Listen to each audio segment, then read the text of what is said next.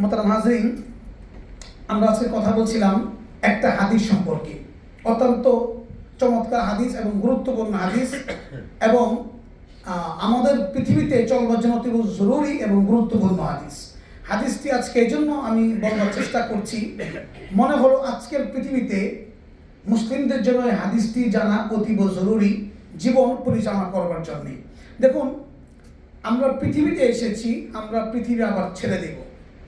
আমরা যেখান থেকে এসেছি আবার সেখানে চলে যাব, কিন্তু আমরা যে পৃথিবী থেকে চলে যাব কি নিয়ে গেলাম?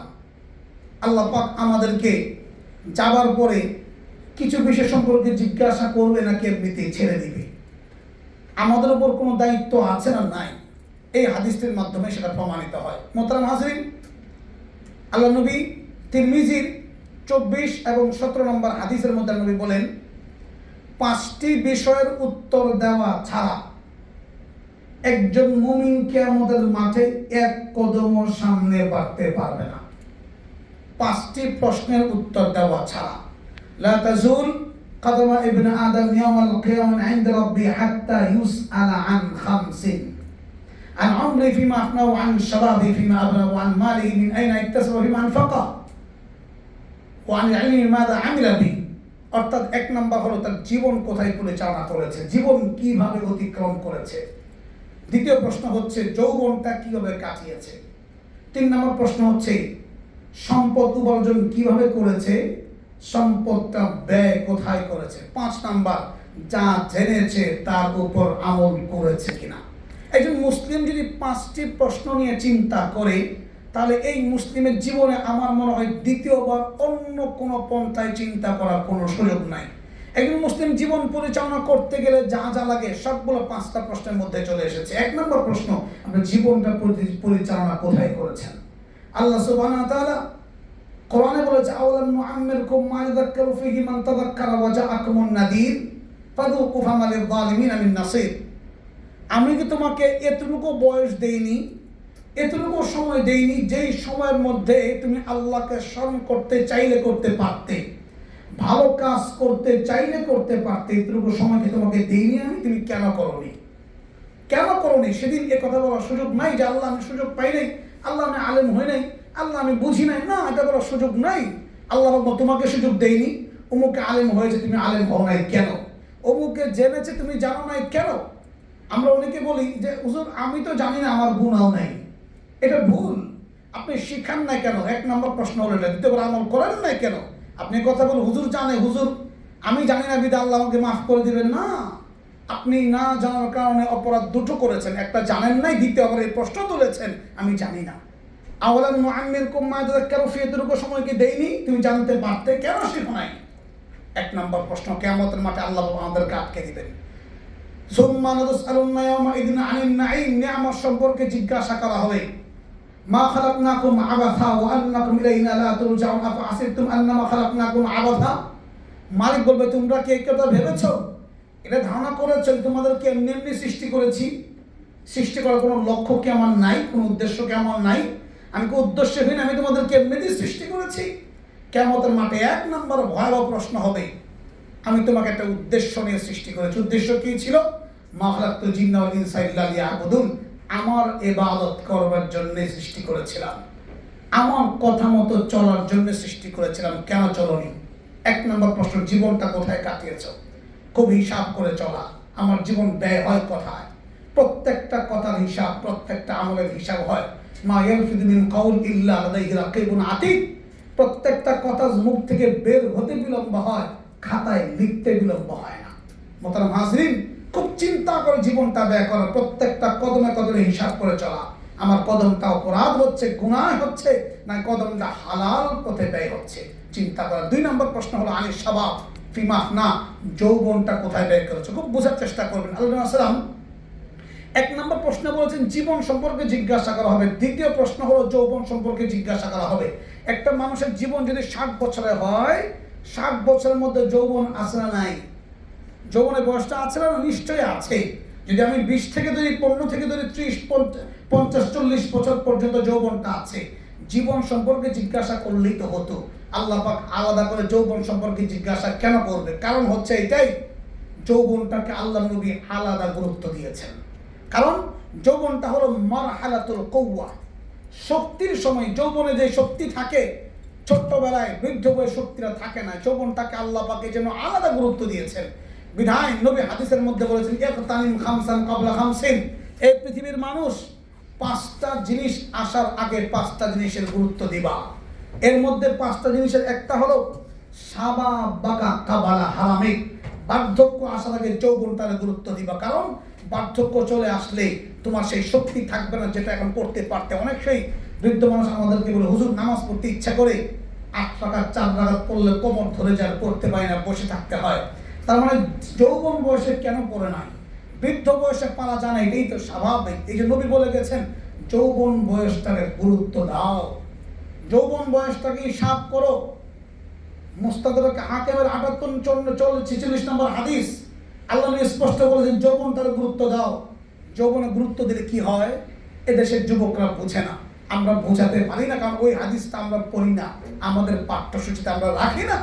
নবী বলেছেন, শোনো, সাবআতুন ইউযিল্লুহুমুল্লাহু ইয়াওমাল কিয়ামাতি ফি যিল্লিহি ইয়াওমা লা যিল্লা ইল্লা যিল্লাহ, ইমামুন আদিলুন শাবুন নাশা ফি তাআতিল্লাহ। শোনো, 7 শ্রেণীর মানুষকে আল্লাহ পাক কিয়ামতের মাঠে তার স্পেশাল ছায়া দিয়ে মেহমানদারি করবে। চূড়ান্ত পর্যায়ে যখন গরম হবে, উষ্ণতা ছড়িয়ে যাবে, তামার মধ্যে মানুষ বসবাস করবে, সূর্য কাছাকাছি চলে আসবে, মানুষ ঘামের মধ্যে সাঁতার কাটবে, মারাত্মক লেভেলের গরম হবে, কল্পনার বাইরে। 40 ডিগ্রি সহ্য করা যায় না, মানুষ পাগল হয়ে যায়, উলঙ্গ হয়ে নদীতে গোসল করে। 35 ডিগ্রি সহ্য করা যায় না, মানুষ পাগল হয়ে যায়, এসি দিয়েও মানুষের হয় না। আর আল্লাহ নবী বলেছেন কিয়ামতের মাঠে সূর্য মানুষের উপরে চলে আসবে। কত ডিগ্রি হয় আল্লাহ পাক ভালো জানে। 40 ডিগ্রি যদি সহ্য করা না যায়, হাজার হাজার কোটি ডিগ্রি সহ্য করবেন কিভাবে? আল্লাহ নবী বলে, সেই মারাত্মক অবস্থার মধ্যেও 7 শ্রেণীর মানুষকে আল্লাহ পাক এসি নয়, নাতিশীতোষ্ণ কোনো আবহাওয়া নয়, স্পেশাল ছায়া দিয়ে আল্লাহ মেহমানদারি করবে। ছায়াটা হবে কোথায়? আল্লাহ নবী বলেন ছায়াটা হবে সরাসরি আল্লাহর আরশের নিচে। সুবহানাল্লাহ। আল্লাহর আরশের নিচে আল্লাহ 7 শ্রেণীর মানুষকে ছায়া দিয়ে রক্ষা করবেন চূড়ান্ত পর্যায়ে উষ্ণতার গরমের তাপের সময়। এই 7 শ্রেণীর 2 নম্বর শ্রেণীটাই হচ্ছে শাবুন নাশা ফি তাআতিল্লাহ, ওই যুবক যে যুবকটা তার যৌবনটা আল্লাহর রাস্তায় ব্যয় করে। মুহতারাম হাজরিন, আপনার যৌবনটা কোথায় ব্যয় হচ্ছে চিন্তা করেছেন? আপনার সন্তানের যৌবনটা কোথায় ব্যয় হচ্ছে একবার চিন্তা করেছেন? সন্তান আজকে বুঝাতে পারতেন, আর যুবকরা বুঝতো আমার যৌবনটা আল্লাহর রাস্তায় ব্যয় হওয়ার দরকার। যুবকটা যদি হালাল হারাম বেছে বেছে আল্লাহর রাস্তায় যৌবনটা কাটাতে পারে, আল্লাহ পাক কিয়ামতের মাঠে স্পেশাল ছায়া দিবে। মুহতারাম হাজরিন, 20 থেকে 25, 30টা বছর একটু কষ্ট করতে পারলে, হালাল হারাম বেঁচে চলতে পারলে, আল্লাহ পাক আপনাকে চিরস্থায়ী শান্তির ছায়া দিয়ে দিবেন। মুহতারাম হাজরিন, যৌবনটার গুরুত্ব দেওয়ার দরকার। যৌবনটা কোথায় ব্যয় করবো সন্তানদেরকে বোঝাবার দরকার।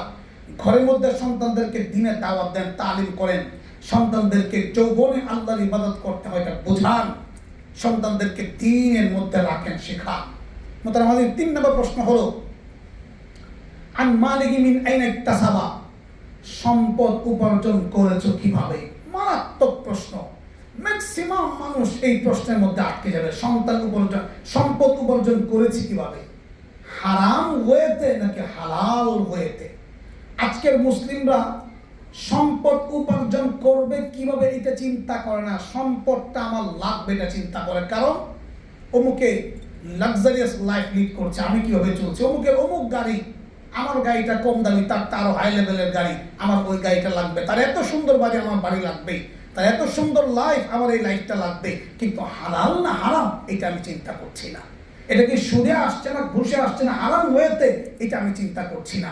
আমি ইনকামটা করছি কিভাবে, কি বিক্রি করছি, আমি কি ক্রয় করছি, আমি কোথায় চাকরি করছি, আমার জীবন কিভাবে লিড করছি, আমি চিন্তা করছি না। মুহতারাম হাজরিন, মনে রাখেন, কিয়ামতের মাঠে আল্লাহ পাক কবর এবং কিয়ামতের মাঠে কখনো জিজ্ঞাসা করবেন আপনি ভালো খেয়েছেন না খারাপ খেয়েছেন, ভালো পোশাক পরেছেন ব্র্যান্ডের নাকি ব্র্যান্ডের ছাড়া পোশাক পরেছেন, আপনাকে জিজ্ঞাসা করবে না। জিজ্ঞাসা করবে আপনি পরেছেনটা, এই যে পরেছেন কিনেছেন, টাকাটা পেয়েছেন কোত্থেকে, বুঝার দরকার। কারণ আল্লাহ পাকের মাকসাদ এটা নয় দুনিয়াতে আপনি স্বাচ্ছন্দ্যময় জীবন যাপন করবেন। আল্লাহ পাকের মাকসাদ হলো দুনিয়াটা কোনো মতে কাটায় দিবেন। কারণ স্বাচ্ছন্দ্যময় জীবন যাপন করাটা যদি আল্লাহ পাকের মাকসাদ হইতো, তাহলে আল্লাহ নবী চাইতে উত্তম জীবন পৃথিবীতে কেউ লিড করতে পারতো না।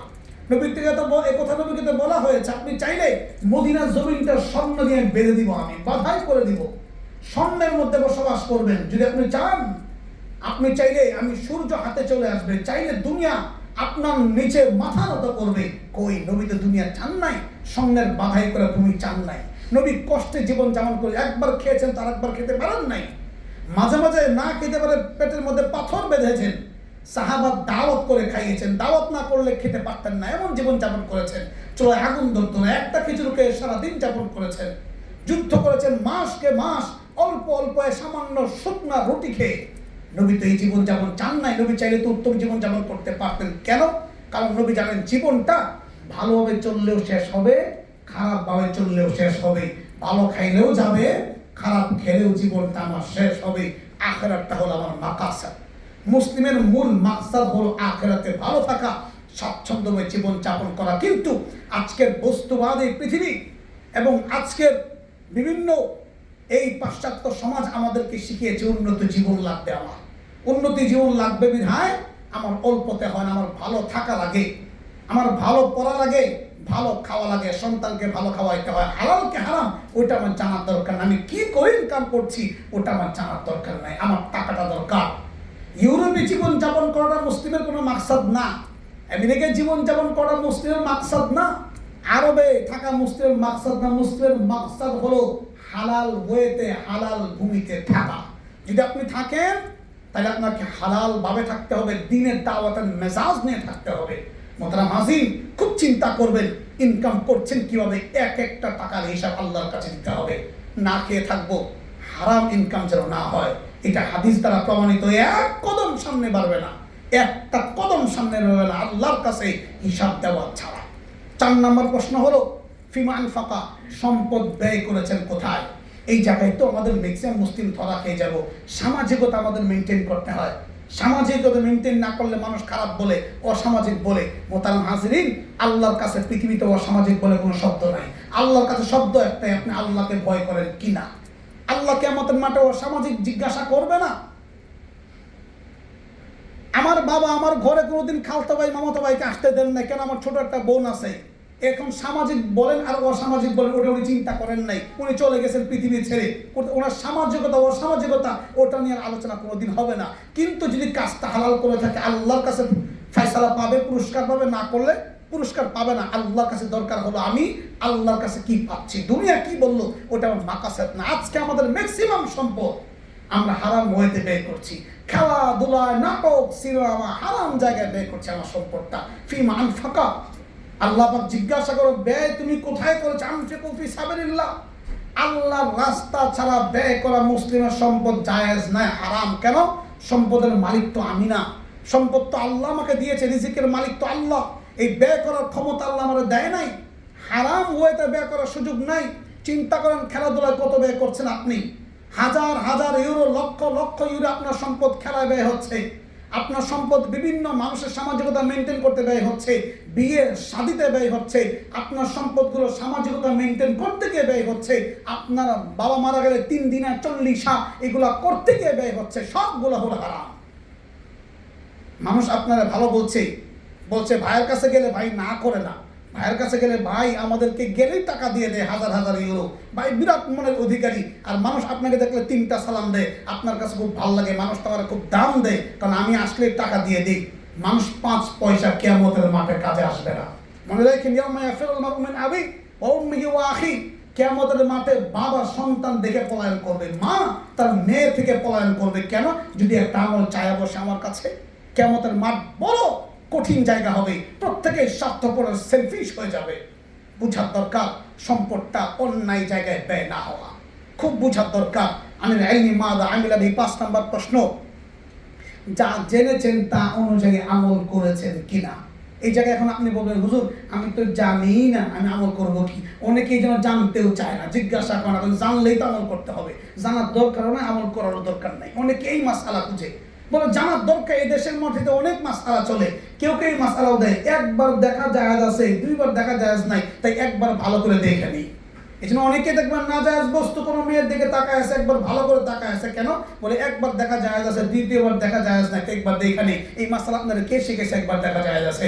লা তুতবি'ন নাদরাতান নাদরা ফাইন্না লাকাল উলা ওয়া লাইসাত লাকাল আখিরা, হাদিস তো ওটা বলে একবার চোখ যদি ভুলে পড়ে যায় ওটা জায়েজ আছে, তার মানে এটা না আপনি ইচ্ছা করে দেখবেন একবার।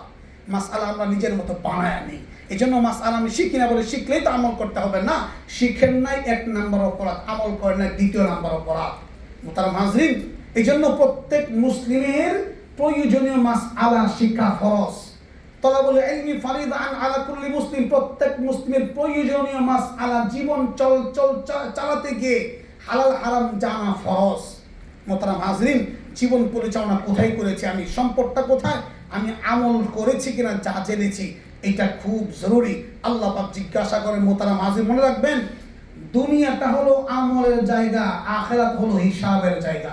একটা কথা বলে দেই, দুনিয়া হলো আমলের জায়গা, আখিরাত হলো হিসাবের জায়গা। মা লিহাদাল কিতাব লা ইগাদিরু সাগীরা ওয়ালা কাবীরা ইল্লা আহসাহা, যখন আমলনামা আপনার হাতে আসবে পাগল হয়ে যাবেন, বলে কি করে সম্ভব, এ তো ছোট্ট কথাও ছাড়ে নাই, বড় কথাও ছাড়ে নাই, এ তো সব লেখা রাখছে। মা ইয়ালফিযু মিন কাউল ইল্লা লাদাইহি রাকিবুন আতীদ, জবান দিয়ে একটা কথা বের হতে ভুল হয়, লিখতে বিলম্ব হয় না। কিরামান কাতিবিন ইয়ালামুনা মা তাফআলুন, সব লেখা আছে, আপনার আমলনামা সব লেখা আছে। একটা জিনিসও আল্লাহ পাক না লিখে রাখেন নাই, পাগল হয়ে যাবে। ইকরা কিতাবাক, আল্লাহ বলবে তোমার আমলনামা তুমি পড়ো, তুমি যথেষ্ট তোমার হিসাব করার জন্য। মুহতারাম হাজরিন, দুনিয়াটা আমলের জায়গা বানানো, একটা সময়কে নষ্ট না করা। নি'মাতান মাগবুন ফিহিমা কাসীরুম মিনান নাস আস-সিহা ওয়াল ফারাহ, বুখারীর হাদিস 1064 নম্বর হাদিস, বুখারীর হাদিস। দুইটা নিয়ামত, মানুষ এই দুইটার ব্যাপারে খুব উদাসীন। এর মধ্যে একটা হলো এই অবসর সময় আর সুস্থতা। সুস্থতার সময় মানুষ আল্লাহকে স্মরণ করতে চায় না, দুর্বল হলে খুব মনে করে। আর একটা হলো অবসর সময়, সময়টা কাজে লাগান। গাড়িতে আসেন, একটু জিকির করে সুবহানাল্লাহ 3 বার বেশি বলেন। রাস্তা দিয়ে হাঁটছেন, 3 বার সুবহানাল্লাহ বেশি বলেন। একটু সময়কে আল্লাহর জন্য কাজে লাগান। 5টা প্রশ্নের উত্তর যেন সহজ হয়, ওই ফিকিরটা করেন। প্রত্যেকে আল্লাহ পাক কবুল করুক। আল্লাহ পাক প্রত্যেকের হিসাব সহজ করে দেখ। আল্লাহ পাক আমাদের প্রত্যেকের সম্পদকে হালাল করে দেখ, হালালভাবে ইনকাম করার তৌফিক দান করুক। আল্লাহ পাক প্রত্যেক কিয়ামতের মাঠে সহজ হিসাব দেওয়ার তৌফিক দান।